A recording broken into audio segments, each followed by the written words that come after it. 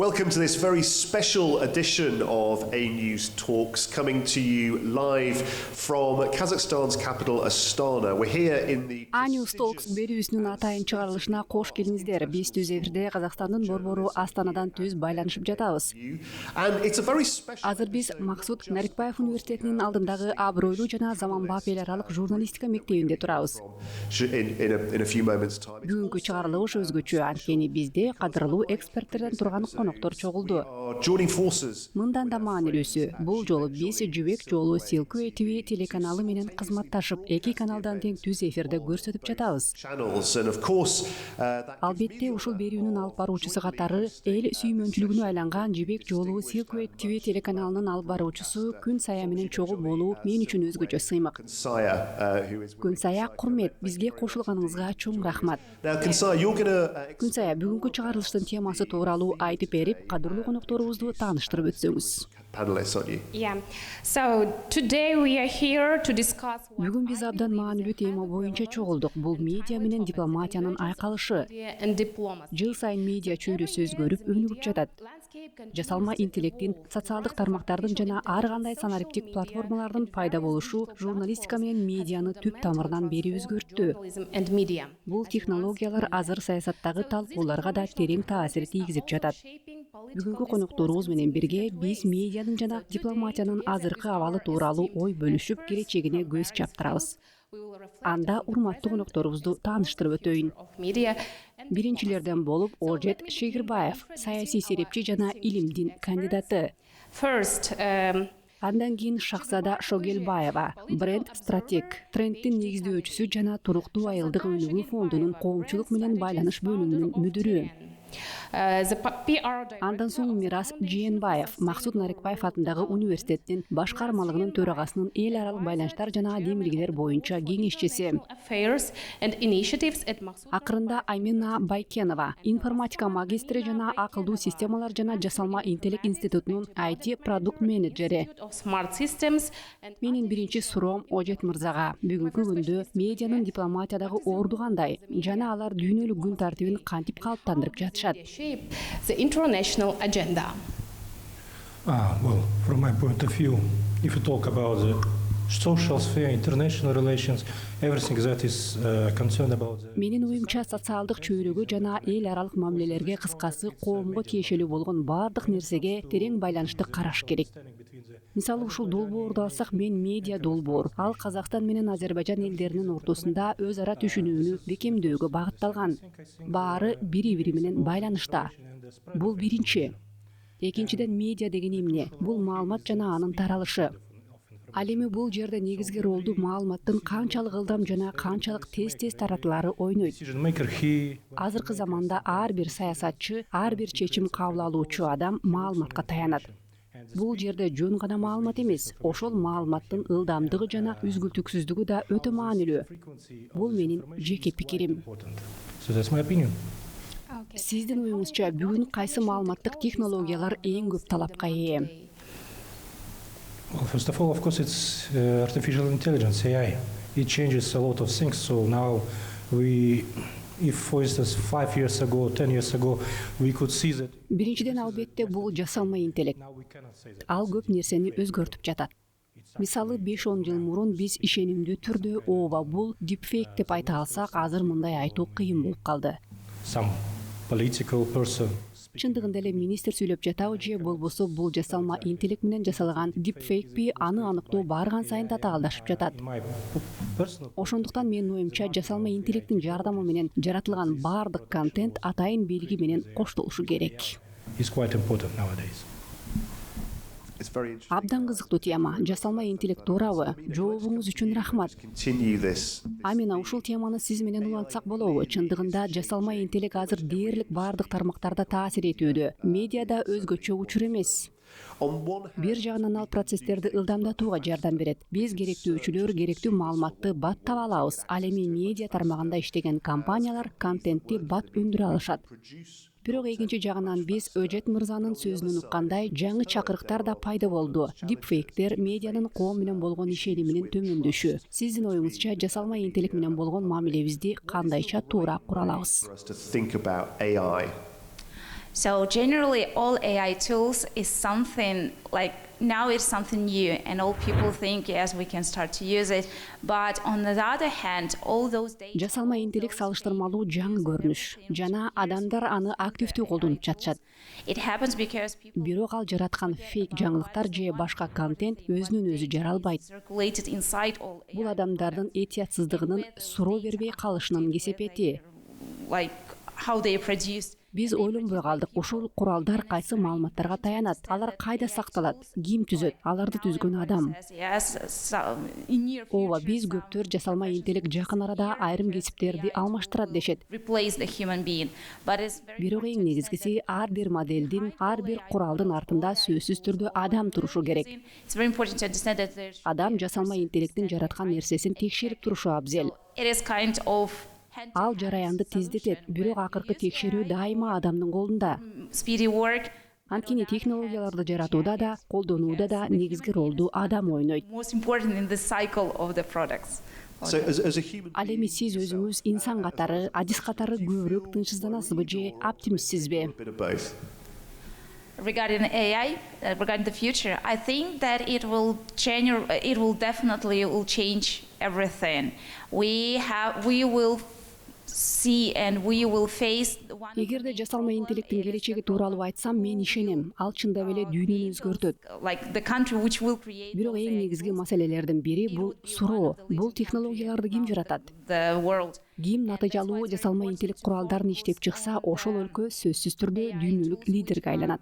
Hosted inside the Ошондуктан ар бир мамлекет өзүнүн мындай куралдарын өнүктүрүшү керек. the language of the Элдин менталитетин түшүнгөн, тилди билген, улуттук өзгөчөлүктөрдү эске алган системалар болушу керек. to develop their own AI tools. Okay, and what? Сиз кошумчалайт белеңиз. Sure. Менин оюмча бүгүнкү күндүн негизги суроосу бул этика. Биз жасалма интеллект тууралуу айтканда түшүнүшүбүз керек. Ал азыр журналистикада, медиада, пиар тармагында жана башка жактарда кеңири колдонулуп жатат. Биздин баарыбыз чат GPT сыяктуу жасалма интеллектти колдонуп жатабыз. Бирок эң маанилүү нерсе жасалма интеллект азыр үйрөнүү үчүн адамга муктаж эмес. And today's Ал өз алдынча өнүгө алат. Мына ушул жерде негизги маселе жатат. Маселе адамда эмес. Ал жараткан контент канчалык этикалык нормага туура келет. Текст болобу, сүрөт болобу же видео болобу. Ошондуктан азыр этика маселеси биринчи орунга чыкты. And in this regard, Бул контекстте маалыматтык гигиена тууралуу айтуу өзгөчө мааниге ээ болуп жатат. to think. Ар бир адам өзү керектеген контент тууралуу ойлонушу керек. So Эгер биз ден соолугубузга кам көрсөк, анда менталдык жана эмоционалдык абалыбыз тууралуу да ошончолук ойлонушубуз керек. and mental health. Сиздин оюңузча жасалма интеллект, социалдык тармактар жана башка санариптик платформалар эске алынса, медиа мейкиндикте кандай жаңы тенденциялар байкалууда? Forums and other. speaking of the trends, like I run my Трендтер тууралуу айтсам, пиар жана брендинг агенттиктеринин жетекчиси катары жасалма интеллект тарабынан жаратылган контент бул сөзсүз түрдө тренд. trend. Жана бул убактылуу көрүнүш эмес. I generated Биз аны менен жаралган сүрөттөр жана видеолор канчалык тез жана сапаттуу болуп баратканын көрүп жатабыз. they become better. Чыныгы фото сүрөтчүлөр жана видео мейкерлердин ордуна жасалма интеллект колдонулуп жатканынын ылдамдыгы укмуштай. Video makers with AI. Чындыгында маркетинг, пиар жана брендинг агенттиктери бул жагдайда катуу тынчсызданууда. We Анткени бул тармакта кирешесиз калышыбыз мүмкүн деген кооптонуу бар. because there is a chance that we will live with no money. Сиздин көз карашыңыз боюнча эмне себептен жаштар жана көрүүчүлөр бүгүнкү күндө салттуу теле көрсөтүүгө караганда инфлюенсерлерге жана блогерлерге көбүрөөк ишенишет? The power of storytelling and the power of image. In our sphere in branding in PR, we work Бул жерде кеп сторителлингтердин күчүндө even words. жана образдын күчүндө. Брендинг жана пиар тармагында биз дайыма визуалдык кабыл алууга ишенебиз. So today, Бул жерде кеп сөздө эмес, адамдын камерада кандай көрүнгөндүгүндө. you can agree with this. Бүгүнкү медианын ролу болгону кабар таратуу эмес, нарративди модернизациялоо. Brings to mind Сиздер да буга кошулсаңыздар керек. Мисал катары Зеленскийди карагылачы. with adjusted Ал лидердин образын толугу менен өзгөрттү. Пиджак жок, жөнөкөй футболка гана. on the camera, but a t-shirt. And how do you think like traditional Сиздин оюңузча салттуу телекөрсөтүү, санариптик контент жана персоналдаштырылган медиа керектөө шартында жашап кала алабы? media consumption? Well, from my point of view, it's not just vanishing, it's transforming. Менимче телекөрсөтүү жоолбойт, ал трансформацияланып жатат. We will watch this Бул эфирди алсак, аны телекөрсөтүүдөн эле эмес, YouTube аркылуу да көрүшөт. to the YouTube. Телекөрсөтүү өзгөрүүдө. Жана Шахзада туура белгилегендей, медианы кабыл алуу модели да өзгөрдү. Жаштарда азыр клиптик ой жүгүртүү калыптанган. Ошондуктан жаңылыктар 1 мүнөттөн ашпашы керек. It should be around 1 minute. Башкача айтканда маалыматтык фастфуд. Ооба, маалыматтык фастфуд. Эгер сиз жаш муунга ой пикириңизди жеткиргиңиз келсе, анда жаңылыктарды берүү ыкмасын, окуяларды көрсөтүү стилин, реалдуулукту кантип тартуулай турганыңызды өзгөртүүгө туура келет. If I may, I will divide all of the content creators and journalism. And the reason is quite simple. Even BBC and the rest of the traditional outlets are also presented online. They still publish, so you don't find any printed paper, newspaper or something like that. It's all online. For Kazakhstan, we also use a lot of Telegram channels as example, as a source. With the different forms of content suitable for one concrete social media, adapted to its standards. But at the same time, we do have a lot of content creators. Every single person in this audience is content creator. Эгер уруксат берсеңиздер, мен журналисттер менен контент креаторлорду бөлүп кароону сунуштайт элем. Like 15 seconds of our conversation. Себеби бул жөнөкөй нерсе. BBC жана башка салттуу медиалар буга чейин эле онлайн форматка өткөн. Use it wherever they want. Басма гезиттер дээрлик калбай калды. Баары санарипке өттү. Today we Казакстанда мисалы Telegram каналдар бул толук кандуу медиалар. proudly have Контент ар бир платформага ылайыкташтырылууда. Бирок экинчи жагынан ар бирибиз азыр контент жаратууга айландык. sciences in Kazakhstan. Ар кимибиздин чөнтөгүбүздө смартфон бар. Journalism, which is not traditional field for us. Мисалы бул маектен 15 секундтук видео тартып, ошол сөздөрдү каалагандай колдоно алышат. Жоромолдорду чыгарып талкуулашат. Media in general. Бүгүн биз университетте отурабыз. New generation of journalists. Максут Нарикбаев атындагы университет өзүнүн эл аралык журналистика мектеби менен сыймыктанышат. The media consumption in general. Башында Казакстандын социалдык илимдер жаатындагы алдыңкы жогорку окуу жайлары журналистика багытын ачканы таң калыштуу көрүнгөн. Mobilography. We are Бул чындап эле жаңы кадам, таптакыр типтүү эмес. discipline. Бирок себеби айкын. Бүгүн дүйнө жүзүндө медианы керектөө жана жалпысынан медиа тармагы чоң өзгөрүүгө учурап жатат. If you don't have reels or Биз жаңы муундагы журналисттерди даярдашыбыз керек. an event or something like that. Биз эми медиа керектөө тууралуу гана эмес, салттуу медианын келечеги тууралуу да сүйлөшүп жатабыз. Skills is essential for Мисалы Казакстанда мобилография жаатында жетишкендиктерибиз менен сыймыктанабыз. to create a Бул негизден президент Токаевдин жеке мобилографиясынын аркасында мүмкүн болду. and especially with all Ал бул толкунду баштап берди. standards. Азыр эгер кандайдыр бир окуянын Инстаграмда рилси жок болсо, демек ал болгон жоктой сезилет. So Ар бир адамдын өз мобилографиясы бар. use TikTok, Бул бүгүнкү күндүн журналисти үчүн маанилүү көндүм. and that's a problem. Ага чоң команда же студия, продакшн деле кереги жок. Media like Жөн гана идея керек. Ошондо эле контент жарала берет. in this trend Алар TikTok же Инстаграмда инфлюенсерге айланышы мүмкүн. fields face Мына ушул жерде маселе жатат. for Бул көйгөйлөргө салттуу медиалар эле эмес, башка адистик тармактар да туш болуп жатышат. comment on something. Азыр биз тийиштүү билими жок эле жөн гана катталуучулардын саны менен пикир жаратып жаткан коомду жашап жатабыз. They do have on their social medias. Бул жерге бир тамашаны кошумчалай кетким келет. Менин бир кардарым мындай деген. Мурда ар бир адамдын артында эки периште болсо, азыр бир мобилограф бар экен. Yes, and generally I would like to add that I Ооба, жалпысынан айтсам мен бардык спикерлердин пикирине толук кошулам. Бирок өзүм тараптан мындай деп айткым келет. Биз чындыгында тарыхый доордо жашап жатабыз. Ар нерсе өзгөрүп жаткан учур. Эмне болорун биз болжолдой алабыз. Телегөрсөтүү эмне болот, интернет кандай өзгөрөт, кыска форматтардын, жаштардын көңүлүн өзүнө бурган видеолордун тагдыры кандай болот. Биз бүгүнкү күндө санариптештирүүнүн бир бөлүгүбүз жана бул толкун бардык тармактарды түп тамырынан өзгөртөт. Келечек эмнеге алып келерин көрүү чындап кызыктуу жана кубанычтуу. Ушундай сөз козголгондо технологиялык трендтер тууралуу дүйнө жүзү боюнча айтсак, мисалы, акыркы 2 жылда биз ChatGPT'нин канчалык тез өнүккөнүн көрдүк. Андан кийин башка куралдар пайда болду. DeepSeek аттуу система болгону $6 миллиард түзүлдү. Бул дүйнөлүк масштабтагы чоң тенденция жана технологиялык жарыш. Азыр технология жана жасалма интеллект тармагында ар бир өлкөнүн, мисалы, Европа биримдигинин өз дата борборлорду түзүү боюнча өз программалары бар. Индиянын да демилгелери бар.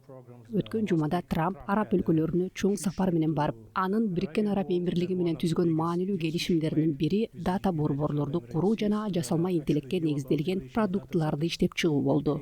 Бул мамлекеттер аралык атаандаштык күчөйө берет, бул токтобойт. Increase. It will not stop. Yes, and regarding the tools and regarding the trends which are going Ооба, жасалма интеллектке байланыштуу куралдар жана тенденциялар жөнүндө сөз кылганда мен кошумчалай кетейин. Биздин институтта учурда визуалдык тилдик модельди иштеп чыгып жатабыз. Анын аты Ойлан. Бул ChatGPT сыяктуу, бирок казак менталитетине ылайыкталган. Анын ичинде этикалык баалуулуктар жана улуттук иденттүүлүк камтылган. Бул система толугу менен Казакстанда жайгашкан. Бардык дата борборлор өлкө ичинде, маалыматтар чет өлкөгө берилбестен толук ушул жерде сакталат. Мындан тышкары биз жаңы тиркемени түзүп жатабыз. Ал казак жана англис тилинде сүйлөгөн адамдардын ортосунда тил тоскоолдуктарын жоюуга жардам берет. Бул жаңы котормочу, сүйлөө, транслатор деп аталат жана ал үн менен текстти, текст менен үндү өз ара айланта алат жана тилди текстке синтездей алат. Азыр ал 4 тилди колдойт: казакча, англисче, орусча жана түркчө. Медиа тууралуу айтсак, ал жааттагы алгачкы кардарларыбыз дал ушул журналисттер болду. Алар кайрылып мындай дешкен: жаңы тасма чыкты. Ал англис тилинде. Бизге казакча субтитр жана казакча үн керек. Жардам бере аласыздарбы? Биз жасалма интеллект аркылуу аларга жардам бердик. Бул биздин алгачкы долбоорлорубуздун бири болду жана өзүбүзгө вау деп айттык. Биз тасманы котордук, андан кийин жасалма интеллект тууралуу англис тилинде жазылган китепти да котордук. Бул биздин тиркеменин жардамы менен бир нече мүнөттүн ичинде жасалды. Анан бул материалдарды Казакстандын аймактарына англисче билбеген адамдарга жөнөттүк. Эми алар бул китепти казакча окуй алышат. Бул система ушундайча иштейт. Рахмат, Мирас мырза. Сизге суроо бар. Бул жерде айтылган ойлорду эске алсак, жаңы медиа мейкиндик тууралуу сиз сүрөттөгөн көрүнүштү эске алсак. Биз азыр ошондой дүйнөдө жашап жатабыз. Анда бирөө айтып кеткендей, эгер Instagram Reels'те болбосо, демек ал болбогондой кабыл алынат деп. Бүгүн президенттер да социалдык тармактар аркылуу кайрылууларды жасап жатышат. Көп учурда экспромт сыяктуу көрүнөт. Жана өзүңүз белгилегендей, маалыматтык баяндоолорго улуттук иденттүүлүк көбүрөөк айкалышып жатат. Суроо мындай: бүгүнкү күндө чындыкка, фактыларга жетүү оңойбу же кыйынбы? Айрыкча глобалдык жаңжалдар жана дипломатиялык чың алуу шартында. Well, it depends to the audience and someone who is consuming the content. Because the reason is simple. In the era of post-truth world, you can believe in wherever you want, and you can easily find a lot of evidence just to support your own idea on something, just to support your own perception of something. I think the biggest difficulty all of this dramatically changed media landscape creates also for my own field, for international affairs, is the fact that we have too much content sometimes, from time to time. If just Чындыгында бул нерсе аудиторияга жараша болот. Кимдер контентти керектеп жатканынан көз каранды. Henry Kissinger. Себеби жөнөкөй, биз пост чындык доорунда жашап жатабыз. modern conflicts, as example. Бул эмнени билдирет? Ар бир адам каалаган нерсесине ишене алат жана өзүнүн көз карашын тастыктаган ондогон далилдерди оңой таба алат. Online 24/7. So you Менимче азыркы медиа мейкиндиктеги эң чоң кыйынчылык бул маалыматтын ашыкчалыгы. so you will see it Элестетип көрсөңүз, Генри Киссинджердин чылмыктык дипломатиясы бар эле. Бул формат азыркы жаңжалдарда иштебей калды. the site of conflicts, Эмне үчүн? Анткени азыр баары онлайн режимде жүрөт. traditional way, as of now. Кайда эмне болуп жатканын дароо көрүп турасың. Бомба түшүп жатабы, аткылоо болуп жатабы, баары түз эфирде көрсөтүлөт. And social media accounts. Мындай шартта маалымат агымын бир тарап үчүн чектөө мүмкүн эмес. It is usually Ошондуктан классикалык түшүнүктөгү чылмыктык дипломатия азыр натыйжа бербейт. that Ал эми президенттердин соц тармактардагы активдүүлүгүнө келсек, бул ар бир учурда ар кандай. and of course I understand who you mention about. Биз түшүнөбүз, көпчүлүк президенттердин аккаунттарынын артында кесипкөй командалар турат. But in general, I really believe that Ошондуктан кыска билдирүүнү ошол лидер өзү жазды деп ишенимдүү айтуу кыйын. manipulate with information or something. Ооба, биз бул суроону берип жатып, кимди айтып жатканыңызды түшүндүм. Бирок жалпысынан алганда менин пикиримде көпчүлük лидерлер соц тармакты манипуляция үчүн эмес, өз ойлорун жеткирүү, өз позициясын түшүндүрүү жана өнөктөштөрүнө беделдүү бир окуяларга карата так сигнал берүү үчүн колдонушат. What they're thinking about some concrete things.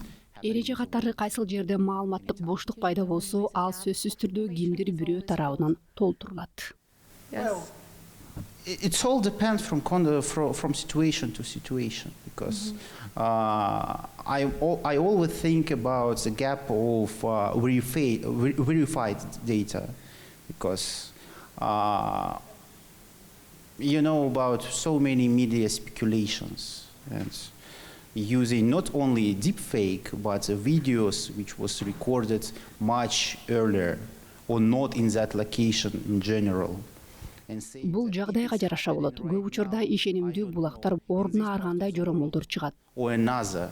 So that's Дипфейктер колдонулат. Башка убакта жана башка жерде тартылган эски видеолор азыркы окуялар катары көрсөтүлөт. speculation with emotions, because Бул эң курч маселе. Эмоциялар жана коомдук пикир менен манипуляция кылуу. thinking only about numbers, how many Контент жаратуучулар барган сайын стандарттарды ойлобой калышты. Аларды кызыктырганы сандар, канча лайк, канча репост, канча комментарий, канча реакция болот, канча демөөрчү жана жарнакчы тартат.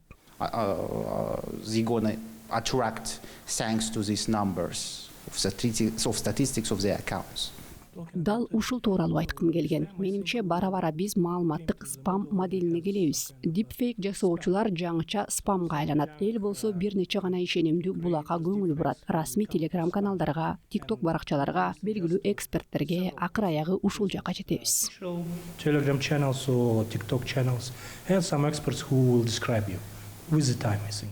Коомдук дипломатия деген эмне? Сиздер айткан нерселерди анын көрүнүшү катары караса болобу? Жана бул медианын жардамы менен кандайча ишке ашат? Is it being implemented through media? Well, talking about public diplomacy, the field of diplomacy, it's actual people-to-people contacts. So it's not about media consumption or something like that, in a classic way, but still, even a public diplomacy is affected by rise of AI and all of the digitalization of our daily processes. First, because we became much more closer to each other. So you don't have to... Коомдук дипломатия бул адамдын ортосундагы байланышка негизделген дипломатиянын түрү. To see something. It's all... Бул жөн гана медиа контентти керектүү эмес. Бул биринчи кезекте адамдык өз ара аракет. When we never learn... Бирок албетте бүгүнкү күндө бул тармак дагы жасалма интеллекттин жана күнүмдүк жашоонун санариптешүүсүнүн таасирине дуушар болууда. which I'm representing now. Биринчиден биз бири-бирибизге кыйла жакындадык. Азыр бир нерсени көрүү же кайсы бир жерге баруу үчүн сөзсүз түрдө өзүң баруунун кереги жок. Баары онлайн жеткиликтүү. A special delegation Пандемияга чейинки дүйнө кандай сонун эле деп эскерип калдык. congresses баштадык. Ал учурда Zoom тууралуу уккан эмеспиз. But what do we have? Айрыкча мен азыр өкүлү болуп жаткан академиялык чөйрөдө конференцияларга барып, кесиптештер менен чогулуп, делегация түзүп, дүйнөлүк конгресс сыяктуу ири иш-чараларга катышуу бааланчу. Anytime you want, because it's all recorded Эми эмне болду? Баары онлайнга өттү. content. Гарвард университетинин профессору эмне деп айтканын угуш үчүн азыр каалаган убакта жөн гана видеону көрүп койсоң болот. Баары алдын ала жазылып алынган. They just put 20-second video about Бизде текшерилген да, текшерилбеген да контенттерге кийингири жеткиликтүүлүк бар. on our channel, like a descriptor. So we Сиздер байкап көргөн болушуңуздар керек. YouTube Short'то 20 секундтук кызыктуу видео чыгат. Ал эми толук версиясын каналдан карагыла деген шилтеме берилет. But what is really affected Биз бүгүнкү күндө байланышуунун көп түрлөрүн колдонобуз. our ability to speak. Бирок бул көрүнүш чыныгы коомдук дипломатияга таасир этеби? Мен айтат элем, анча таасир этпейт. Технологиялардын таасири менен чыныгы өзгөргөн нерсе бул биздин байланыштуу жөндөмүбүз, өз пикирибизди билдирүү, башка маданияттарды түшүнүү, ошол эле маалда өзүбүздүн салтты сактап калуу жөндөмдүүлүгүбүз. In the world of unification, Дүйнө унификацияланып, бир стандартка өтүп бараткан шартта өз укуктук өзгөчөлүктөрүбүздү сактап калуу өтө маанилүү болуп калды. I don't know, from the pose you sit. Бирок каалаган нерсе болушу мүмкүн. Сиз бул жолугушууда кандай отурганыңыздан тартып, кандай түстөгү кийим кийип чыкканга чейин. Outfit for this panel. It's all Булардын баары азыр глобалдык стандарттардын негиздерине туушар.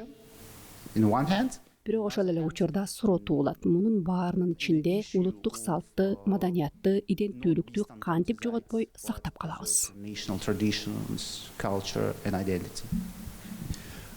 Can I just pick up on that a little bit? Мен бир аз тактап алсам болобу? Бул чындыгында эле абдан кызыктуу тема. Эгер дипломатия жана медиа коммуникация тармактарына карасак, мурда бул эки тармак байланыштуу болгону менен ар бири өз алдынча иш алып барчу. Азыр болсо бул эки тармак жакындашып, атүгүл биригип жаткандай сезилет. Ушуга байланыштуу бүгүнкү күндөгү дипломаттар колдонгон курал-жарактар өзгөрдүбү? Жыйынтыгында натыйжалуу дипломат болуу үчүн талап кылынган көндүмдөрдүн жыйындысы да өзгөрдү десек болобу? Too. Well, it is important even in term when you train the future generations of diplomats, and we do have our own program in international affairs, meaning that we also preparing the future diplomats for the foreign policy of the country, which is extremely Ооба, албетте, бул абдан маанилүү суроо. Айрыкча биз жаңы муундагы дипломаттарды даярдап жаткан учурда. especially traveling. Бизде эл аралык мамилелер боюнча өз программабыз бар. Биз келечектеги дипломаттарды даярдап жатабыз. Алар өлкөнүн тышкы саясаты боюнча иш алып барышат. Was to Ал эми биз болсо Казакстандын тышкы саясатындагы багыттар менен сыймыктанабыз. you representing. Бирок азыр эмнени көрүп жатабыз? Мен дүйнө жүзү боюнча саякаттап, кесиптештери менен, анын ичинде элчиликтердеги адистер менен жолукканда байкаганым, 20-30 жыл мурда дипломаттын негизги милдети өлкөсүн тааныштыруу, кабыл алуучу тарапка өлкө тууралуу айтып берүү болчу. You have to be Азыр болсо чакырык башкада. Сен чет элдик өнөктөштөрдү, инвесторлорду, кесиптештерди кызыктыра билишиң керек. Муну менен чектелбестен өзүңдү да илгерилетүүнү билишиң зарыл. technologies because you still Башкача айтканда, дипломат азыр маркетолог, пиар-адис, креативдүү медиа адиси жана технологияларды түшүнгөн адам болуш керек. to be creative.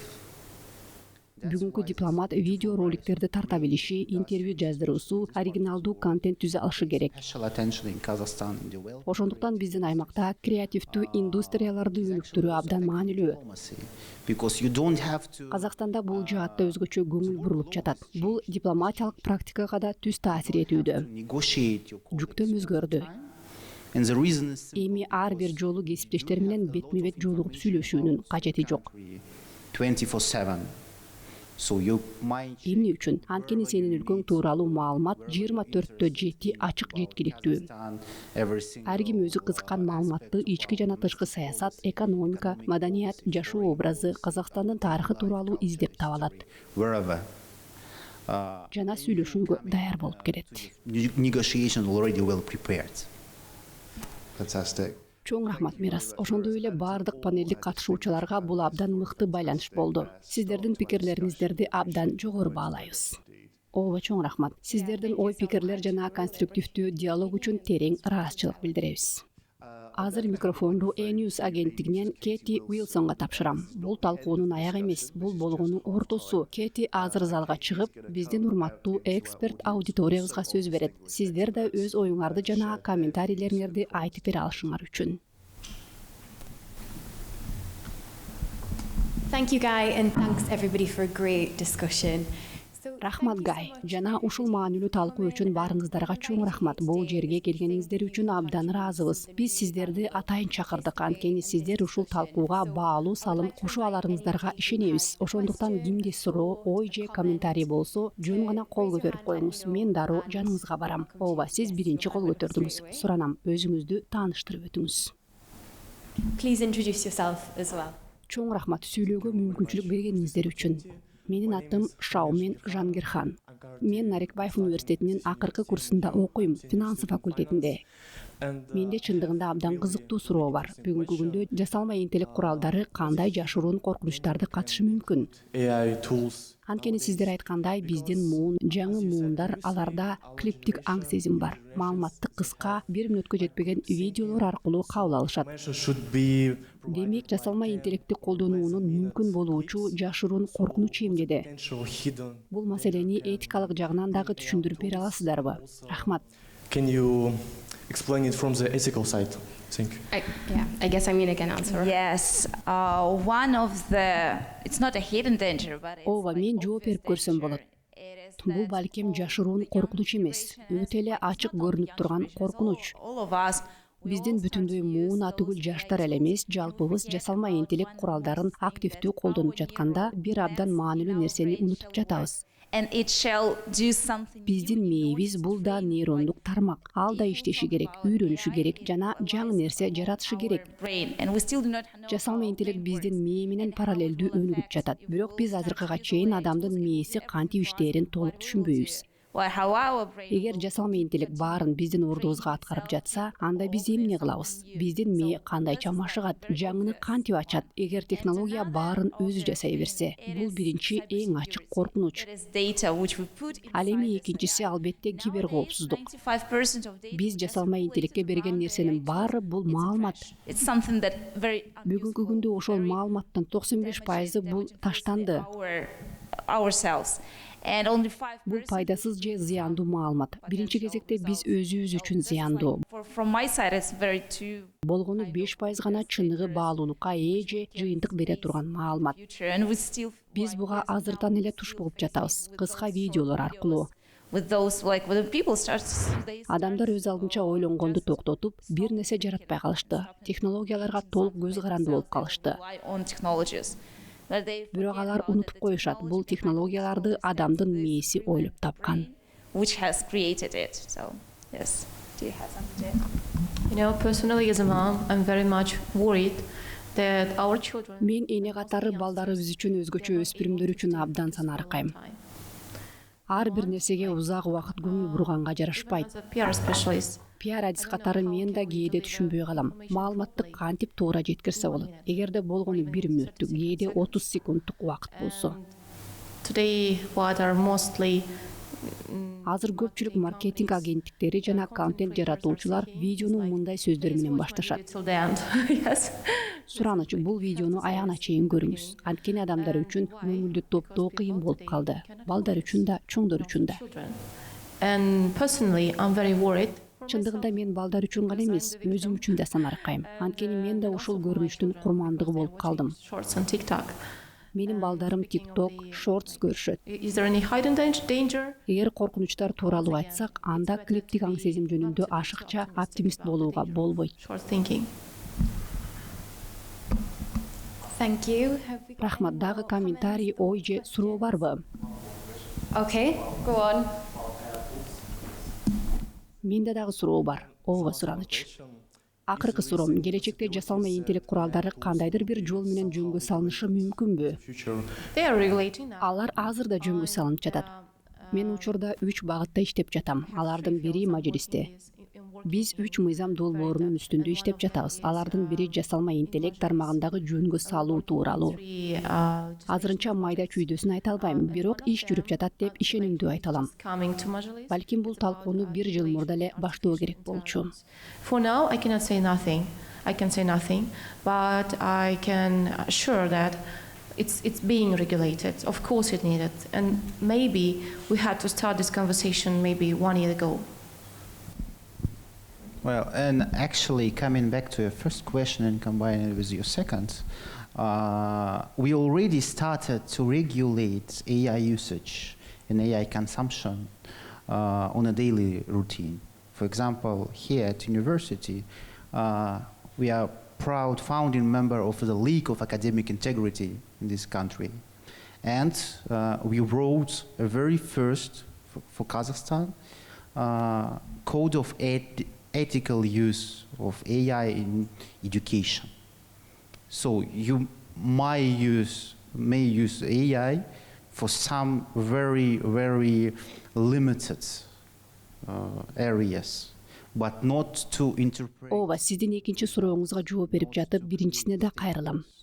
So I really believe Биз жасалма интеллектти колдонуу жана аны күнүмдүк практикада колдонууга киргизүү боюнча жөнгө салууну баштадык. and the usage of AI is a Мисалы, биздин университетте биз Казакстандагы академиялык акниеттүүлүк лигасынын негиздөөчүлөрүнүн бирибиз. really can write. And especially in terms Биз өлкөдө биринчи жолу билим берүү чөйрөсүндө жасалма интеллектти колдонуу боюнча этикалык кодекс жаздык. cornerstone of our job. Ал кодексте мисалы жасалма интеллект так чектелген тармактарга гана колдонууга уруксаат берилет. Бирок жасалма интеллект аркылуу жыйынтык чыгарууга же расмий тыянак жазууга болбойт. Policy maker, wherever. Менин оюмча жасалма интеллект жаңы муун үчүн негизги коркунучу бул талантты жоготуу. For example, representative of the new generation. Биз азыр так айта албай калдык. Ким чындап жаза алат, айрыкча журналистика, колдонуу аналитика, саясий анализ сыяктуу тармактарда. Full spelling. Ал эми булар биздин ишибиздин негизги пайдубалы. I think the Katos Сен сөзсүз түрдө мыкты сүйлөгөн адам болушуң шарт эмес. variety of its accent. Бирок сен саясатчы катары же чечим кабыл алуучу катары так жана түшүнүктүү жаза алышың керек. Its sentences being a Kazakh. Жеке өзүм мындай деп ойлойм. Азыркы англис тилинин маселелеринин бири бул анын өтө көп түрдүүлүгү. Even talking in English. Акценттердин көптүгү, региондук өзгөчөлүктөрү жана ошондой эле биздин казакча ойлонуунун белгилери англис тилине да таасир берет. Statement, text, article. Биз англисче сүйлөсөк да казакча ой жүгүртүүнүн белгилерин сактап калабыз. Real contribution. Ал эми биздин тармактагы жаш адис жөн гана мыкты жазылган промпту колдонот да натыйжа идеалдуу. Даяр текст, макала, арыз же билдирүү алат. Эмне болбосун? Rather than have Бирок мындайда ошол адамдын чыныгы салымы эмнеде? subscriptions, which is Эмне үчүн мен бул кызматкерге айлык төлөшүм керек? Эгер бир нече жасалма интеллект сервиске жазылуу мага кыйла арзанга түшсө, even part-time. Why do I have? жада калса толук эмес жумуш күнүнө болсо дагы. We just not only we should Ошондуктан жасалма интеллектти жөнгө салуу жөнүндө ойлонуу гана эмес, биз ар тараптын адистери жасалма интеллект менен кантип бирге жашайбыз, иштейбиз, ошол тууралуу дагы ойлонушубуз керек. see AI in the current future. I can add something here. I believe that today the value of uniqueness is being demolished. Мен бул жерге дагы бир нерсени кошкум келет. Менин оюмча азыркы заманда уникалдуулуктун баалуулугу бүдүмүк болуп калды. Some brilliant journalists or the writers. Бир купуя сыр менен бөлүшөйүн. Менин айланамда абдан мыкты журналисттер жана жазуучулар бар. Мага алардын стилинде бир нерсе керек болгондо мен жөн гана жасалма интеллектке айтам. Мына ушул журналистти жаз же тигил автордун стилинде жаз деп. I ask, it's like being. Ошондо мен өзүмө жана силердин ар бириңерге мындай суроону берем. Келгиле, уникалдуулуктун чыныгы баалуулугу жөнүндө ойлонуп көрөлү. Let's speak a little bit of this. Себеби эгерде сен чындап күчтүү тексттерди жараткан уникалдуу журналист болсоң, бирок сенин стилиңди башка бирөө жасалма интеллект аркылуу оңой эле көчүрүп алса, анда бүгүн уникалдуулук деген эмне дегенди билдирет. So what does uniqueness mean today? I think with time, in some period of time, because now we have the AI euphoria. Азыр бизде жасалма интеллектке байланыштуу эйфория бар. Баары бир нерсе жазып, жаратып, таратып жатат. Create some videos, but we Бирок атаандаштыкка жөндөмдүү адамдар түшүнө баштайт. Алардын уникалдуулугу бул алардын капиталы. my uniqueness Адамдык капитал. Сен өзүңдү тастыкташың керек. Сен ишенимдүү булак болушуң керек. verified. I have to be credible. Ошондо гана сенин аудиторияң өсөт. Адамдар сени талкуулай баштайт. Only in this case, people Бул абдан маанилүү. talk about me, and this is quite important. Бирок менин оюмча бүгүн уникалдуулук абдан жеңил көчүрүлүп жатат. I would like to add from this point of view because when we talk about AI, it is a tool, and we have to Мен да understand кошумчалайын that it дегем. is a machine. It is Жасалма интеллект жөнүндө сөз кылганда биз аны жөн гана курал катары карашыбыз керек. content, and it steals even Бул though машина, it ал is үйрөнөт, obvious. контент түзөт, бирок ал болгону көчүрөт. What is inside Ал you биздин is уникалдуулукту what is бере inside албайт. yourself. Ал болгону сырткы форманы көрөт жана ошол көрүнүштү туурайт. And try to Бирок жасалма интеллект бул жөн гана машина. it is machine. Ал эч качан адам сыяктуу уникалдуу боло албайт. As a person, as a human being.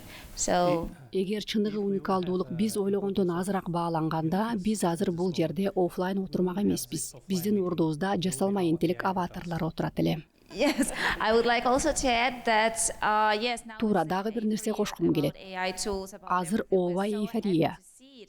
Баары жасалма интеллектке таң калууда. One day it will be Бирок мен very ишенем, short жакын time, I арада биз believe түшүнөбүз, that жасалма we will интеллект understand жөн that гана it's курал. only a tool which will Ал help жардам us, бере алат, but бирок it's ал not бизди something that алмаштырбашы will керек. replace us and it's something Ал that адамдар кылган иштердин ордуна replace чыкпашы everything керек. from our stuff. So But my question to my colleagues is, in these days, do we explore so deep? Менин кесиптештериме берген суроом мындай: биз өзүбүздүн уникалдуулукка чындап умтулабызбы? Биз муну чын көңүлдөн жасап жатабызбы? Азыркы заманда бизде убакыт барбы уникалдуулугубузду табууга? Менин оюмча бул өтө эле индивидуалдуу маселе. Адамдын өзүнүн жашоо образынан, анын жашоо этабынан көз каранды. Эгер мисалы жаштар жөнүндө сөз кылсак, алар үчүн өзүнүн уникалдуулугун издөө, өзүн түшүнүүгө умтулууга абдан маанилүү. Ал эми орто курактагы адамдар адатта уникалдуулук алардын эмнени билдирээрин билип калышат. Бирок аларда да бир учур келет. Адам өзүнөн сурайт: балким жаңы нерсени байкап көрүшүм керек. Балким менин ачыкталбай калган талантым бардыр. Болгону убактым болгон эмес. Ошондуктан бул көп кырдуу суроо. Ар бир адамга ага өзүнчө жооп болот. I believe from Менин оюмча коллективдик жүрүм турум деңгээлинен караганда биз жасалма интеллект аркылуу натыйжалуулукка ашыкча берилдик. Тереңдикти, ким экендикти унутуп жатабыз. but not deep as a personalities. Well, I think now we are, as a nation, we are thinking about it, we are reflecting it in more conceptual way. So not in a one concrete person case, but in terms of nations in general. Like what make Kazakhs unique as of now? We started to identify ourselves, the country, as a middle power. So what makes Kazakhstan a middle power? Why Kazakhstan is middle power? How should we think about this middle powermanship and what is the real... Мен ойлойм, азыр биз улут катары бул жөнүндө чындап ойлонуп баштадык. Ар бир адам деңгээлинде эмес, бүтүндөй өлкө деңгээлинде. Kazakh unique. Why? Бүгүн казактарды эмне уникалдуу кылат? Биз орто держава экендигибизди аңдай баштадык. Эми мындай суроолорду берип жатабыз. Орто держава болуу деген эмне? Эмне үчүн дал ушул Казакстан? Бизде кандай мүмкүнчүлүктөр жана жоопкерчилик бар? Also join history. Эгер уникалдуулук темасына кайрылсак, ооба, биз тарыхыбыз менен сыймыктанабыз. Бул чындык. What makes us unique now? Бирок биздин тарых башка түрк элдери менен да орток. Биздин көптөгөн тарыхый инсандарыбыз бүтүндөй түрк дүйнөсүнүн мурасы. I think popular culture. Демек суроо пайда болот. Бүгүнкү күндө бизди эмне өзгөчө кылат? Биз кантип атаандаштыкка жөндөмдүү болобуз? Perception like Поп маданият ар кайсы өлкөлөр жөнүндө туруктуу образдарды жаратты. Мисалы, англичандар чайды жакшы көрөт, бирок казактар да андан кем we эмес. can compete with British with Чындыгында биз күнүнө ким көп чай ичет деген мелдеште англичандар менен тең тайлашпайбыз. in one sense. Бирок олуттуу айтканда бүгүнкү казак элинин уникалдуулугун эмне түзөт? What is the uniqueness? Мен бул жерде этностук таандык жөнүндө гана эмес, жалпы Казакстандын жарандары жөнүндө айтып жатам. Groups, but Биздин өзгөчөлүгүбүз эмнеде? Эгер ушул суроого жооп бере алсак, улут катары эмнеден айырмаланаарыбызды түшүнсөк, анда биз жеке суроого да кайрыла алабыз. Мен ушул уникалдуу өлкөнүн бир бөлүгү катары эмнеге уникалдуумун?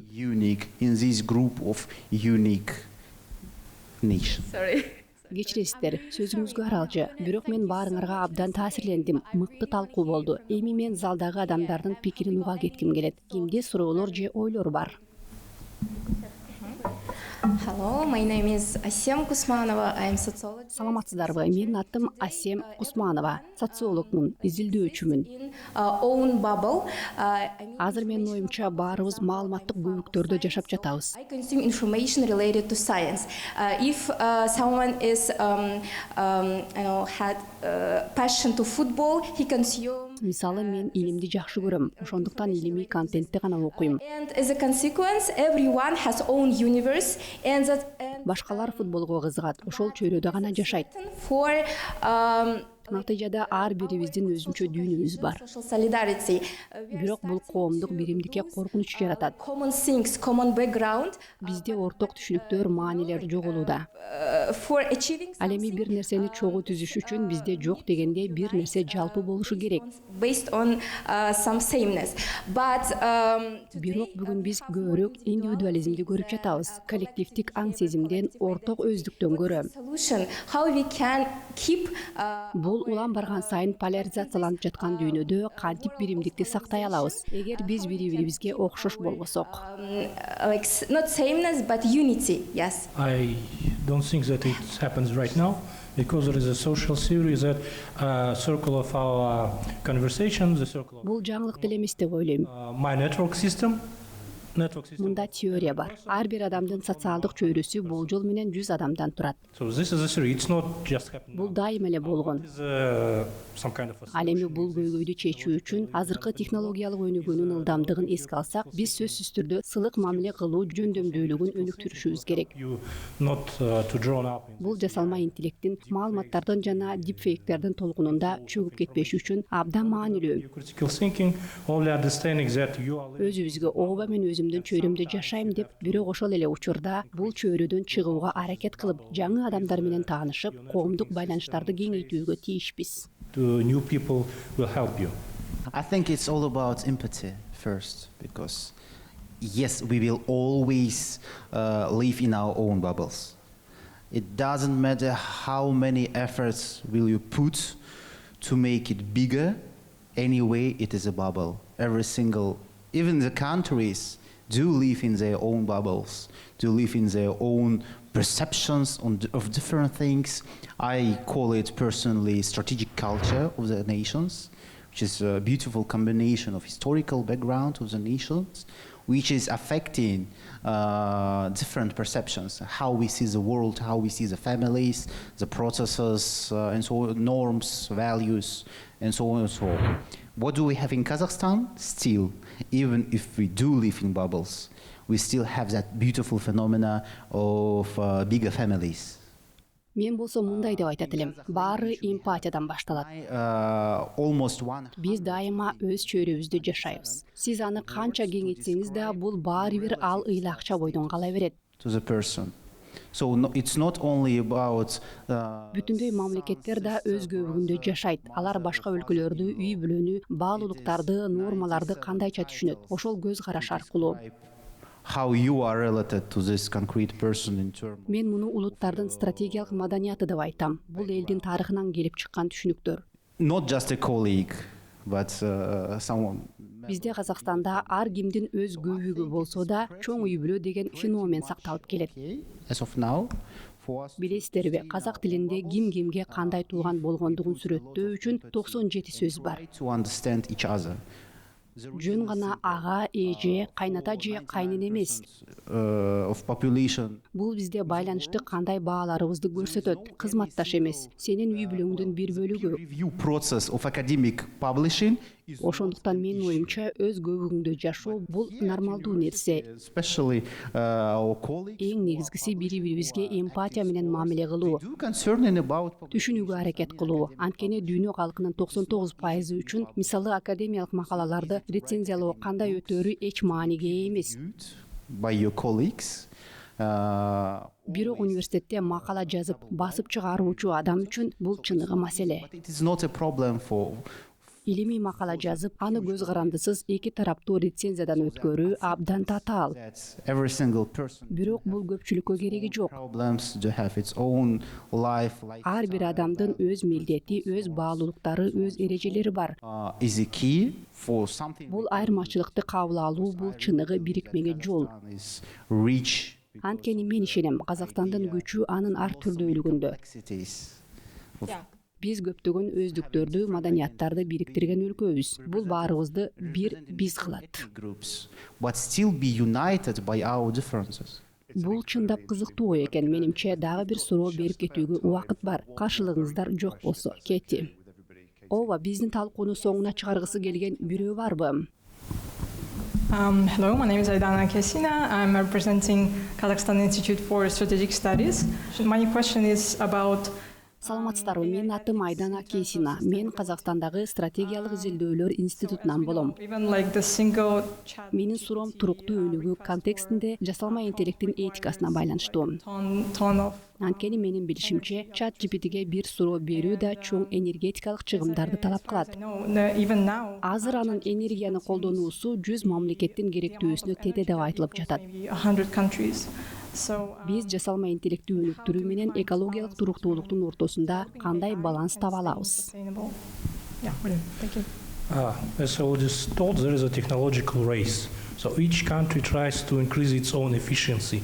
We had the ChatGPT, which was ate around a billions of USD, and we got DeepSeek, which ate only. Азыр чыныгы технологиялык жарыш жүрүп жатат. Ар бир өлкө өз натыйжалуулугун жогорулатууга аракеттенүүдө. Will allow us not only reduce the electricity, but also Мисалы, чат GPTни иштеп чыгууга $8 миллиард сарпталган. Ал эми DeepSeek болгону 6 миллиард. for reason. So in some time, I Бирок мен ишенем, келечекте технологиялар бизге энергияны гана аз керектебестен башка ресурстарды да үнөмдөө жолдорун берет. Анткени жасалма интеллект чат GPT электр энергиясынан тышкары серверлерди муздатуу үчүн абдан көп суу талап кылат. Kazakhstan is lack of it. In Kazakhstan, we have very Мен ишенем, келечекте биз бул жүктү технологиялык чечимдердин жардамы менен азайта алабыз. and this machines which US has. But what we have done in our institute, we have developed our own inference server because we lack of. Эгер Казакстан жөнүндө айтсак, албетте бизде АКШдагыдай мүмкүнчүлүктөр жок. Суперкомпьютерлер да, чоң маалымат борборлору да жок. Which consumes not as much energy. Бирок биздин институт өз чечимин тапты. And it could be Биз инференц сервер деген нерсени иштеп чыктык. Бул кичинекей эле аппарат энергияны абдан аз колдонуп, жасалма интеллект модельдерин иштеп бере алат. entity which works with AI. Ошондуктан мен ойлойм, ар бир жасалма интеллект менен иштеген уюм акырында ресурстарды оптималдаштыруу, экологиялык таасирди азайтуу маселеси менен сөзсүз жолугат. Like Бул бир процесстин эки тарабы. process. So Бардык суроолор жана маанилүү жооптор үчүн чоң рахмат. Бул маанилүү дискуссияга катышканыңыздар үчүн ыраазычылык билдирем.